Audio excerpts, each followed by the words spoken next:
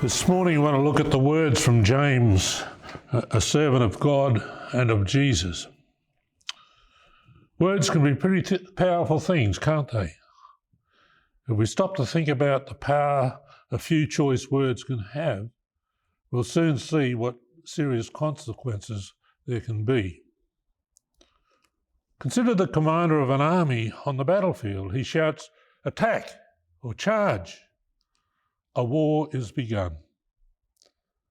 What about what happens when the words, "The stock market has crashed," rings out, or "Prime Minister Harold Holt is dead," or "The President has been assassinated"? Consider the words of a doctor or surgeon at a hospital who says to a family, "I'm sorry, we did all we could." Or the words I use at a marriage celebrant. In the ceremony I say, "I now pronounce you husband and wife." Even the words, "You're pregnant," or "It's a boy," or "It's a girl," can be powerful. In a few words, in a matter of seconds, our world can be dramatically changed. Many words used in society today are of a negative nature. And unfortunately, negative words and negativity can be like a growing cancer. It spreads out and it influences others.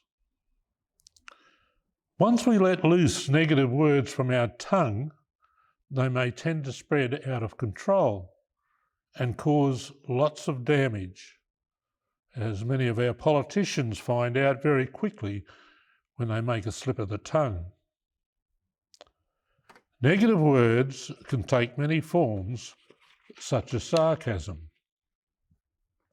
When a spouse or teenager gets out of bed of a morning with their hair all over the place, and you say, "Well, look what the cat dragged in," or something similar, that is sarcasm.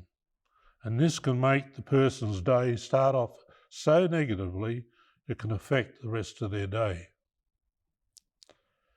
Negative words can be so cutting and hurtful. "I don't love you," "I hate you." Gossip is also a form of negative words, and it is a destructive tool of the devil. Belittling words are also so destructive. "You're stupid," "Don't you know anything?" Even our words against ourselves can be destructive. "I'm a failure," "I'm no good." When we speak negative words, they can lead to arguments, fighting, divorce, family breakups, church splits, and even war. There have been many times in my own life where I've spoken words in haste and I've wished I could take them back. We sometimes say things without thinking about the consequences. We wish we'd have bitten our tongue before opening our mouth. Tact is the word we need before we speak. James has a lot to say about the words we speak and about the tongue and how Christians should learn to control what we say. James says the tongue is like a wildfire that burns out of control and spreads faster than you can put it out. He says, "How great a fire is set ablaze by a small fire." One tiny match can set a fire that can burn out thousands of hectares of grass and trees, or destroy thousands of homes or hundreds of homes. Look at what's happening now, and just recently in Nevada and in California. St. James says the tongue is such a small member, yet it boasts of great exploits. It can change the course of our whole existence. As Christians, it is our goal to be like Jesus, to act and to speak as he did. To be very careful about the words we speak, because our words can have such a powerful impact on our lives and on the world around us. We only have to reflect on the consequences of the words used by a person who made a DVD and short film about 10 years ago, speaking about Islam and Muhammad in derogatory terms. All the words of that film has achieved is to sow hatred, fear, and cause the death of innocent people. Christians were killed and blamed for one person's bigotry and thoughtlessness. In the Message Bible, in verses 7 to 10, James says, "The tongue runs wild, a wanton killer. With our tongues we bless God our Father. With the same tongues we curse the very men and women he made in his image. Curses and blessings out of the same mouth. My friends, this can't go on." In verses 5 and 6 he says, "By our speech we can ruin the world, turn harmony to chaos, throw mud on a reputation, send the whole world up in smoke, and go up in smoke with it. Smoke right from the pit of hell." Pretty strong words from James, aren't they? But they are so true. I'm sure all of us have been hurt by the words of others at some time in our lives, and that we have hurt others ourselves, sometimes without realising it.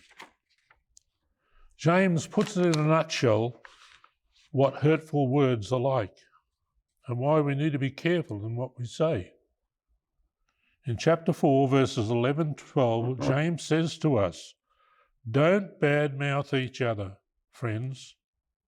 It's God's word, his message, his royal rule that takes a beating in that kind of talk. You're supposed to be honouring the message, not writing graffiti all over it. God is in charge of deciding human destiny. Who do you think you are to meddle in the destiny of others?"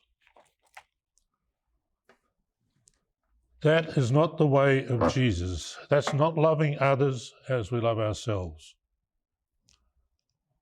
Well, what is there that we can do to help make this world a better place? Sometimes we think there's very little we can do. But one thing we can do is choose our words carefully and wisely, just like Jesus did. We either bless or we curse a person or the church or a nation by the words we say. Our aim as a Christian should always be to speak helpful, not harmful words. Gracious, favourable and complimentary words, kind and edifying words. The Quakers are well known for being careful about the words they speak and careful about guarding their tongues. Anyone who can keep their tongue in check has achieved self-control of the highest order and can just as likely keep the rest of their life in order as well. Can you imagine what could happen if every Christian could be a positive influence and learn to withhold the negative and speak the positive?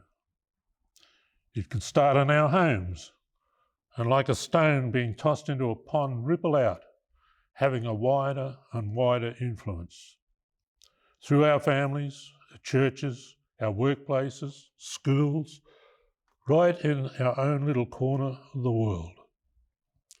We'll never get it perfect, but we can hope for a positive change and make a positive difference in our lives and in our world. Before we say anything about anybody, ask yourself, is it true? Is it kind? Is it necessary? Is it true? Is it kind? Is it necessary? A challenge for all of us could be the words of the psalmist in Psalm 19. May the words of my mouth and the meditation of our hearts be acceptable in your sight, O Lord, our strength and Redeemer. And I'll finish with a story of how a church member once started a false rumour about her minister. The rumour spread like wildfire throughout the community. It would badly damage the minister's reputation.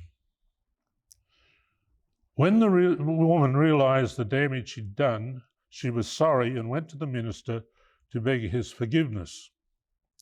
And she asked, what might she do to make things right? He told her to take an old feather pillow, remove the feathers, and take them to the community crossroads and throw them to the wind. Once she'd done that, the woman returned to the minister to report she'd completed her assignment.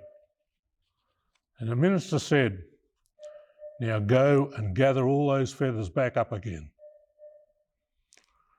Carelessly spoken words, like feathers thrown to the wind, are impossible to take back again.